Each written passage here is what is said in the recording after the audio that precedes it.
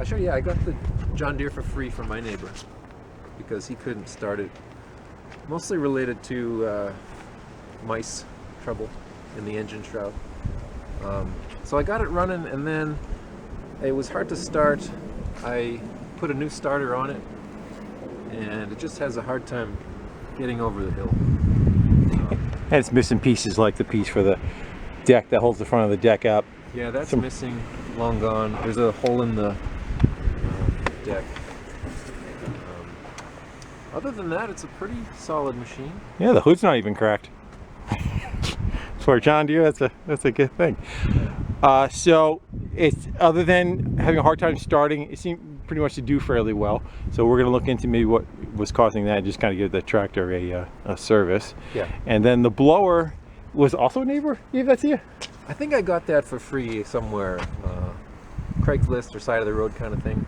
And I did a little work on it, and I got it running, but I'm not as good as Musty One, so there's still work to do. It works great as a vacuum, and once it started and I stopped it, it was very difficult to start up again. Okay. It also has 5 speeds, and getting it to shift from neutral to first is difficult, and I didn't even look into that. Okay, it's a 5-horse, what is that, Troy-Bilt? What was the name of the thing? I think it's a Troy-Bilt, right? Garden Way. It's a Tecumseh motor. Yeah, and the rest of the pieces are in the front of the truck. There's a shroud that goes on it with a like a duck bill that does the vacuum, and then there's a bag that hangs off the back of it, and then the chipper that's on top. It's really good for acorns, actually. All kinds of pine cones too. Yeah. Good, I got a lot of those. Very frustrating, and that does a good job. Awesome. Well, again, I just want to thank you for giving me a shout and hooking me up. I really appreciate it, Matt. All right, guys, we'll get back to the shop and we'll get into these.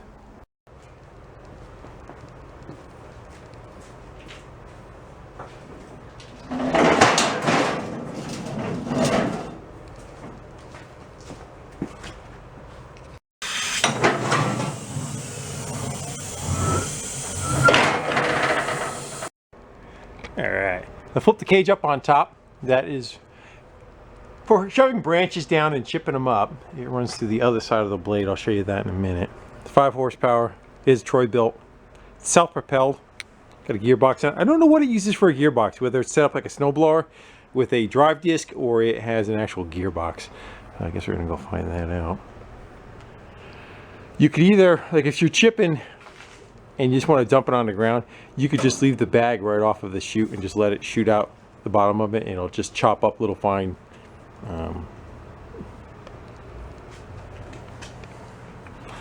pellets, not pellets, what's the word I'm looking for? Chips, yeah, we'll go with that. That comes down through right about here, and you can see, there you go, you can see the bottom of it. And there's knives on the back side of it, so as the material gets drawn down into here, the knives go whipping by and shave it down, and it allows it to come through. It gets thrown up in the air and out the chute, either into the bag or just off the chute. A couple of these look a little on the bent side.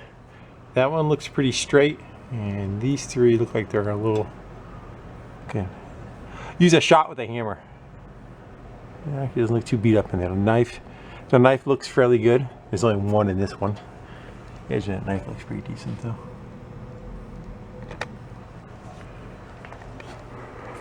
And then it has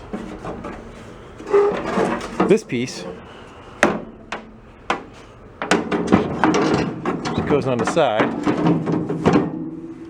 It hangs down in the front. And that works just like a vacuum cleaner on you know, inside your house. Same idea, although there's no beater in the front of it. So it draws vacuum, lifts it up. That same fan picks it up, kind of chops it up, and then throws it into the bag or, you know, onto the ground. And if you're going to use it for that purpose, for the most part, you're just going to put a bag on it. Some of these have a chute that you put on the end of it. I don't think this model does, but you can use it as a leaf blower. I actually find that to be the most useful aspect of one of these, is that it'll blow air shooting out of a chute, and you can just use it as a walk behind leaf blower. It may or may not have that capacity, I'm not sure. Alright, you want to get into it? I'd say we should probably throw those knobs back on the other side so that that blade is in the somewhat covered up side. And we should look into the fuel system. Probably drop that bowl before you even try putting fuel in it. Let's see what we got.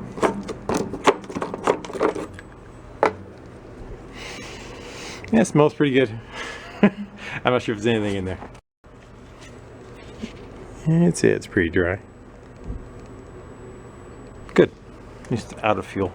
I still want to drop that bowl anyway, just in case. We'll check the oil on it, and again, throw the screws back on the side.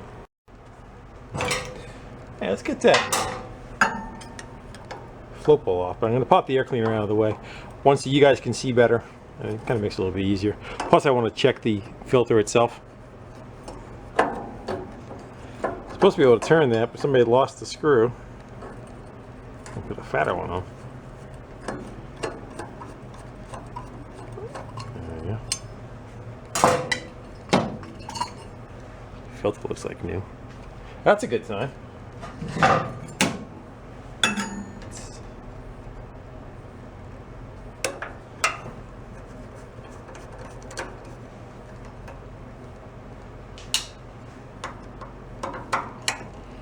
A lot of times you can tell a carburetor is really bad too if you just grab the throttle plate. And if it doesn't rotate, that one's fine. If it doesn't rotate, you already know you're in for a treat. Let's get the bowl off. It's got a adjustable main jet, which is nice.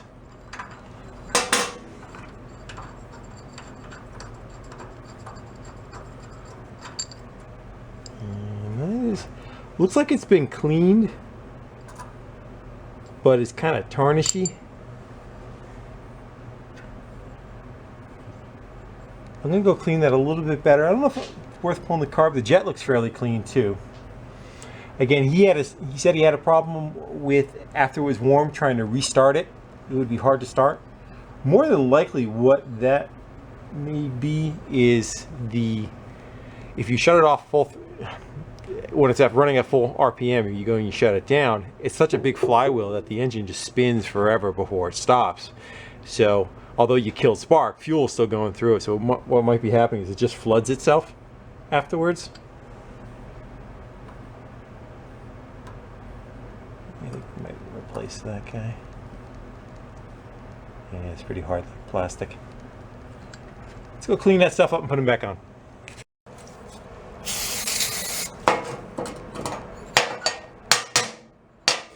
That's a little better. Clean that bowl out pretty good. We'll pop that back on. The gasket's back up on top. It did not have that size. I got the skinnier one. Let's see if you can see that. The main jet is adjustable. You can turn the screw on the back side of it in and out. I took it apart, I cleaned it, put it back together. And that is for the higher RPMs. And then on the side of the carburetor is another one on this side over here, and that's for idle. This screw is about 1.5 out. I kind of use that as a starting point. You're going the wrong way. Alright. Fuel line. I think that's just paint that's on there that's chipping off, but let's see what we got before we start replacing everything. I say another good thing would be is to check the oil. Now, judging by how clean the air cleaner was in the carb, I would suspect the oil will probably be pretty much the same.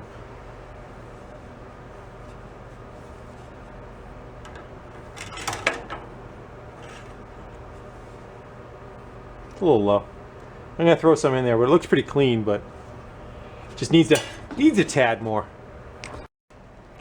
Took that little pre-filter off the intake. This is where the air comes in for cooling the engine part of it.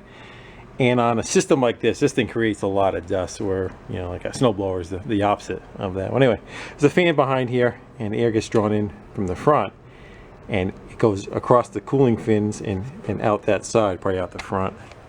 All right, kind of exits all out through here. Well, that has a little pre-filter on this system. That's what it means by that. Let's pop that out of the way for now. What do you say we put some fuel in it? And let's see what we get. Just make sure that throttle's working okay. Seems to be. To shut it off, see the little tab on the bottom right there? That's a ground. When that comes down and touches that, that grounds out the coil and kills spark. That's how it shuts down. So right about there, it should be running at an idle.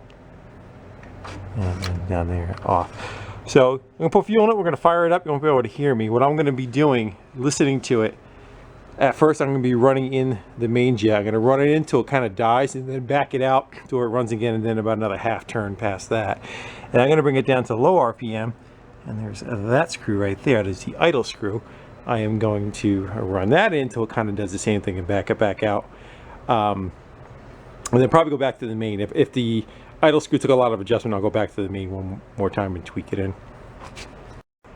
All right, got some gas in it. Let's see. Well, that's kind of weird.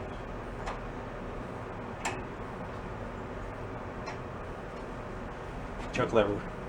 I would think we'd be out here. Let's give her. See what we got.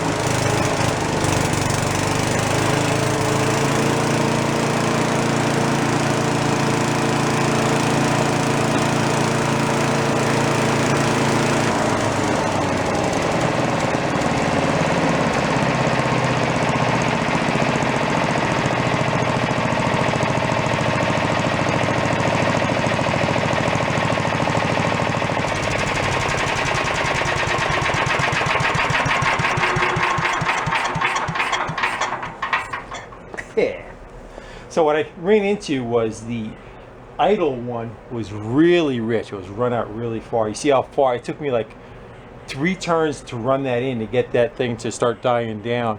So it was way too rich on the idle side of it. Then I came back and I just fine-tuned the main one more time. That could possibly be why it was having a hard start. I'm gonna let it sit for a few minutes. We're gonna try firing it back up, see how it does. Again, a couple of things that can cause that. If it's flooding over, again, if you shut it down from wide open and it takes forever to slow down, you just pump a lot of fuel through it. You even see how long it took for it to stop when I just went from idle to stop. So, all right, we're gonna let her sit for a few minutes. We'll give it another shot, see how it does. All right, it's been sitting for about 5 minutes or so. Let's go full throttle. Let's try it without the choke.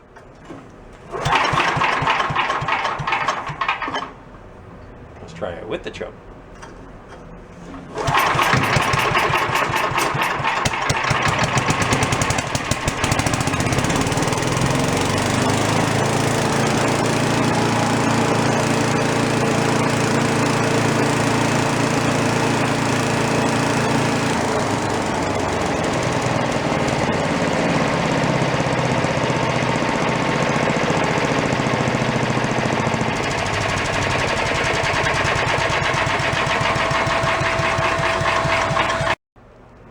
Stop typing.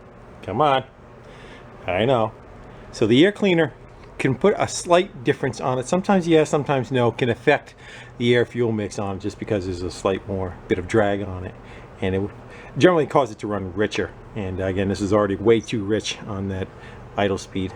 So when it's all together and warmed up, I'll do one last final tweak in there and see if we can dial it in. But one thing I didn't notice was the safeties for the front. So this, of course, this whole front end pops off. Well, there's a safety that goes across like this, and basically, again, it kills spark. So that's meant to go across, have a tab on it that holds in on the button, and if you go to remove it, it would kill the engine eventually once it ran down slow enough. So it looks like somebody broke that, taking it off, and they just stuck another one on it from up here.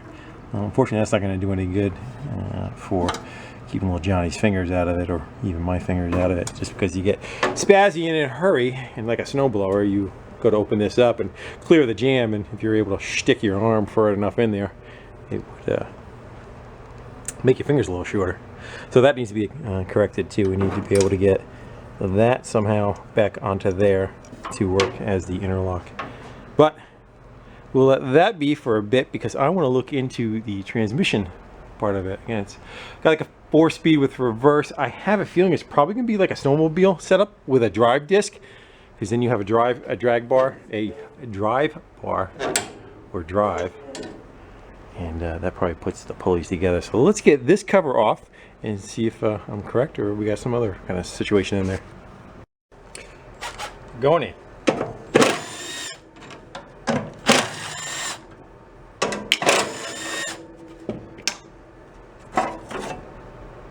Oh no, it's got a little transmission in there.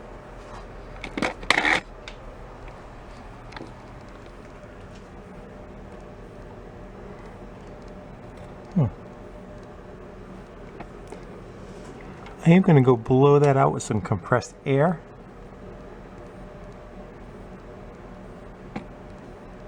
Kind of looking at the Troy-Bilt side of it too.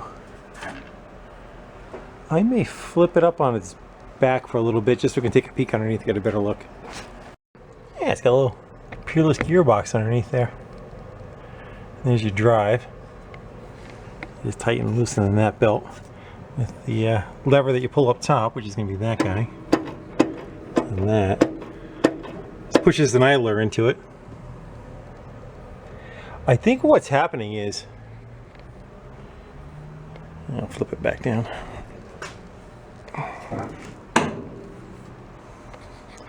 So it's got, where is it? A 4 through 1, and then it's got a park all the way in the park position. You can see it. Switching gears. So if it's in any gear, it doesn't roll. So that's why he was probably having an issue trying to get it in neutral. Oh man.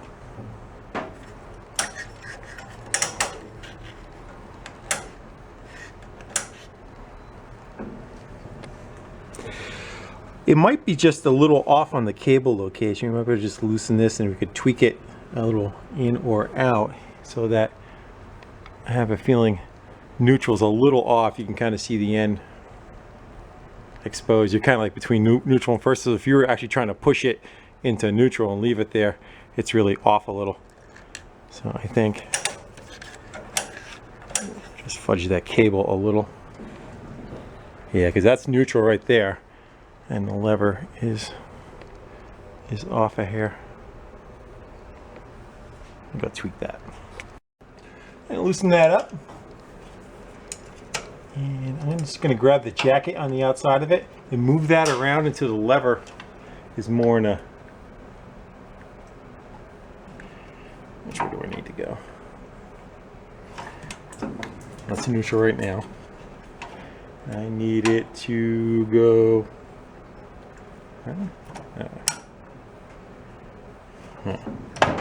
Now I don't know what I have.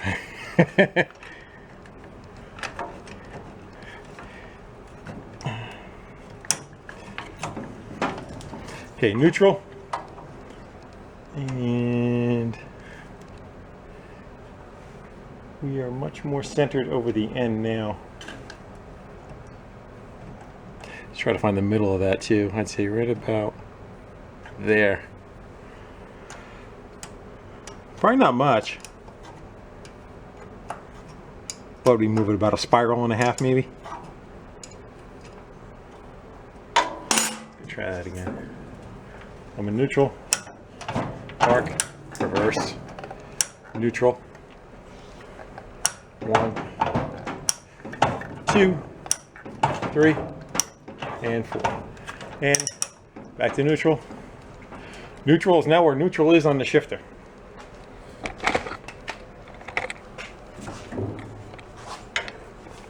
Okay. We are centered over right now. Belt looked pretty good too. Normally in the summertime I'd pressure wash this thing, but all that stuff is put away for the winter, due to winter. I do see gas pissing on the table. Now that might be just from us tipping it, or it might be leaking gas. If that's the case, that would be the flooding issue that it's running into, which is meaning the needle and seat are not seating. So I'm going to blow that off with compressed air, and we're going to keep an eye on that. This is that vacuum hood that was in the front that would have that safety connected to it. Again, this is the one that the factory came with. It's got the broken piece that holds the switch down. This is a good one, but we're not going to be able to attach that to that. How do you want to go about fixing that? What do you think?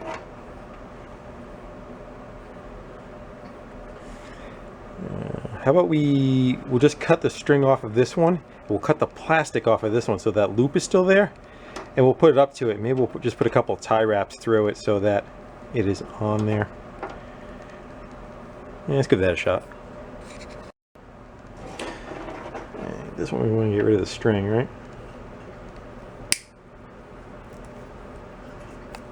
If not, they'll turn it back now. And this one we want to get rid of the plastic. Save that. Do you think we can...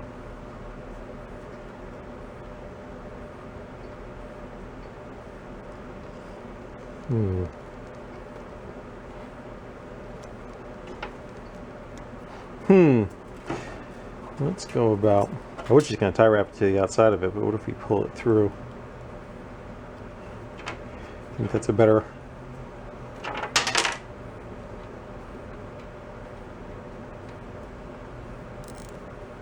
You can get two of them in there.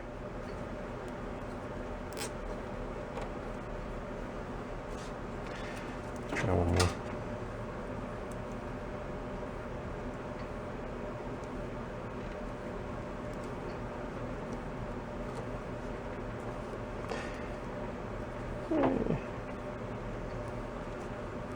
They even got a nice color to them, don't they?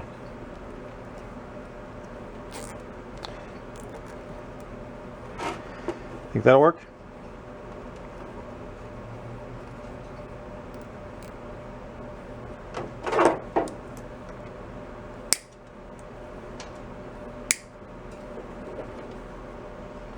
Falls right off. I cut the string off when I'm doing it. I think it's pretty good. Yeah. Hopefully it's long enough to reach to the switch. You know when you make a joke about something and it comes true? Missed it by that much. So I'm gonna go cut those tie wraps off, extend the wire out, just put two tie wraps right around the end of it. Hey. So I cut it back apart. I was gonna use tie wraps and I decided to come back with mechanics wire and just bail right around it 3 times and then bend it over. That's gonna be a lot tougher connection than trying to use tie wraps. The problem with tie wraps is they're cheap nowadays, and in sunlight over time they get brittle and they just kind of crack off. So for a machine that's going to be used out in the sun, that may not be the greatest idea, especially on a safety. So I feel much more secure going with that. Now let's see how we make out. There we go. And then if you go to lift it off, it should just pop off. I don't want to break it. It should pop off and kill the machine. Done. Another option on this too is you can rotate the height of it. So if you crack open these 4, you can see that there's a slot in it, You got one on the front here, and that's slotted to go up and down. And what that'll allow you to do is change the dimension of what you're going through. So if you get really tall grass or leaves or whatnot, you want it higher, you can run up higher. If you want to get down to, say, if you're doing pavement or something, you probably come within about a ½ inch of the ground and clean up a parking lot. Let's go see how that carb's doing. It's a little wet around the bowl. Again, I blew it off with air. This machine could really go for a fuel shutoff on it when you're not using it. So a couple little things I need to get. I need to get a new seal for there. I do not have a fuel shutoff. I think I'm going to go put one of those on anyway. I think, fuel line probably would be within order, but do all that at the same time. What do you want to do next? Fluids are good. We can put the transmission cover back on. I don't know. I think we should just fire it up and maybe run some stuff through it. That might have to wait till tomorrow morning, though, because it's dark out. Does that not look like it's missing whatever locks it to the axle? Doesn't look like it's going to slip without it, but it looks like the hole is off center a little bit and blocked. I don't see any set screw or anything on the inside. Let's see what the other side has. Yeah, the other side's got a pin through it. Yeah, so there's something that needs to be addressed.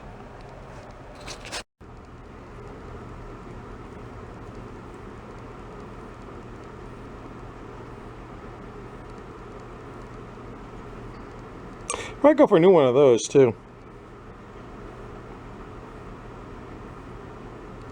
Looks like the electrode is off center. Yeah, it looks like the center of that's broke. It's not in the center.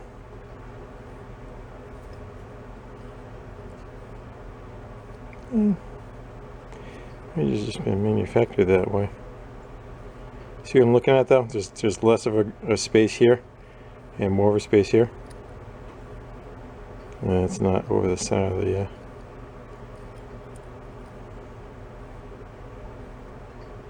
Regardless, we're going to go change that. But I don't think we're going to go crazy with how much effort we put into this if it does not want to move.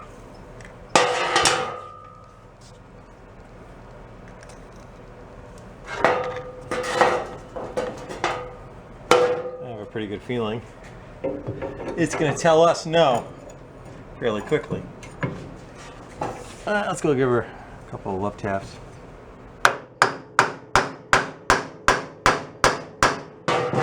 Problem with tapping it here is you mushroom this out and then it doesn't want to go anywhere. I think that's pretty well rusted in place. I think we should go with plan B. I like plan B better, so we're going to make plan B plan A, and we'll call this one plan B. Make sense? See if you can guess where I'm going with this. Noise alert.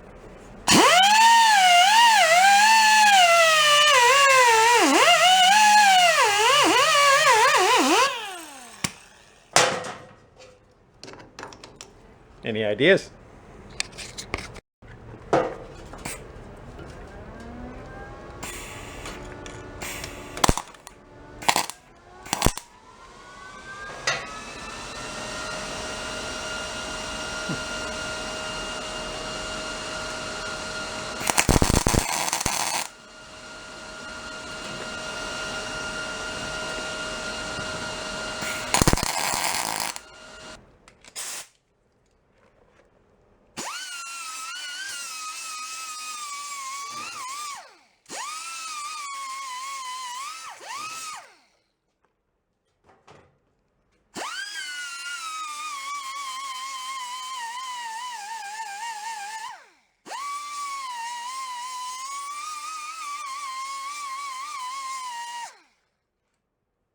Fixed. I'm just concerned about it slipping, the rim slipping on the shaft and not having the drive that it should. Probably nothing was going to change with it. It was already rusted together. It did slip a little bit because the hole's not in the center, but I was tapping on it. It didn't move, so I don't think anything was going to move over time, but that weld will make sure of it. And if you ever really did need to take this thing apart, you just grind the weld off. You're right back to where you started. Again, it's a hard tire. I don't see much of an issue with Never really got to doing anything with this. Alright, so it's the next day. Yeah, it's been sitting. You can see that the bowl seal is probably what's leaking on top. Again, we thought that was a little on the petrified side. I got some of those on order, but for now, we have a fuel shut-off. That'll help it. And a plug with its hole in the center like it should be. I'm gonna go throw those in. Yeah, I threw that fuel shut-off on there, so that should help. The fuel line's in nice shape. Now I know it looks kind of crappy in the paint in the video, but it's just a bunch of paint on it that's chipping off. When I cut the line, you can kind of tell if it's gooey on the inside or not. Any kind of crackiness. I can leave that alone. They're a little bit of a pain in the ass to change because they were behind the tins. You get to take the pull start off, and you can snake them in between the back, but there's some like retaining clips up in there that are a little tricky to kind of go do. Don't worry about that. Probably in the spring if it needs it or not. If it needs it. The O-ring, we still need an O-ring for the carb. Again, I'm waiting on those, but I think we're pretty good. Oil I'll change in the spring also, after we hit it with a pressure washer. Run it a little bit. What do you say we go out in the yard, fire it up, and see what it does?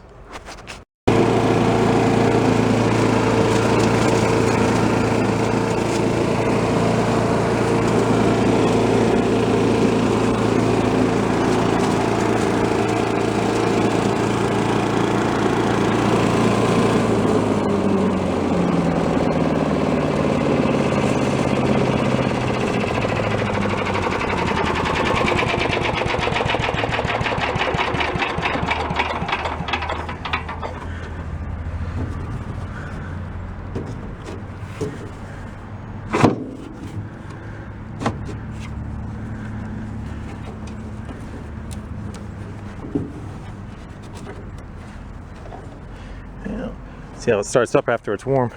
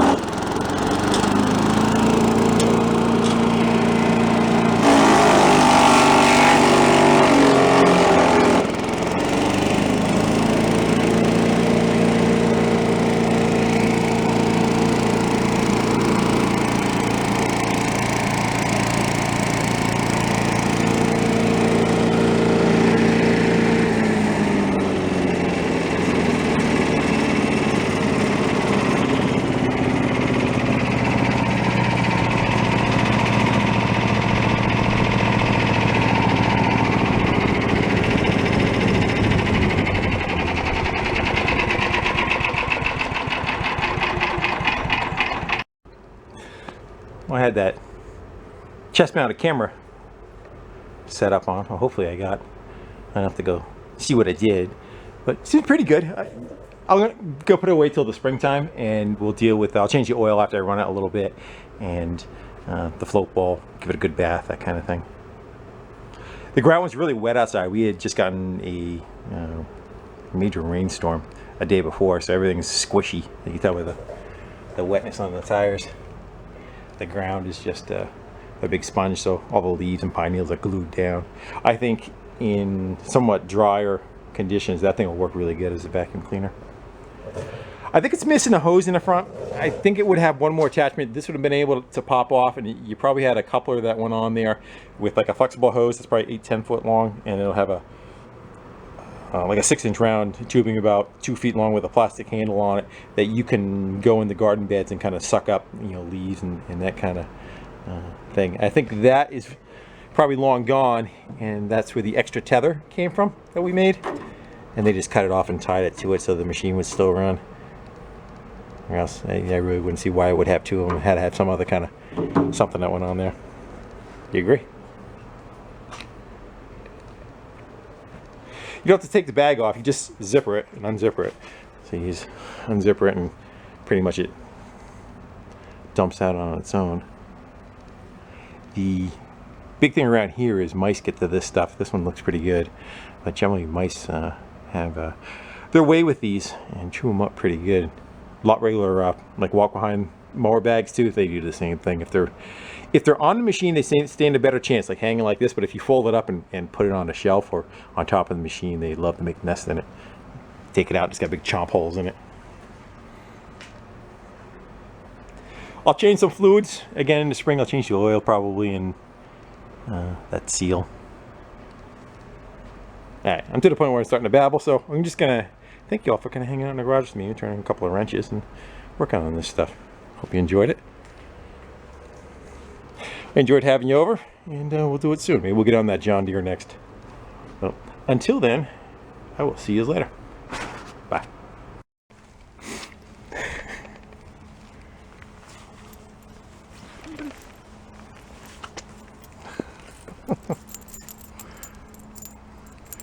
If you get the right spot, you can make the back leg go. There it goes.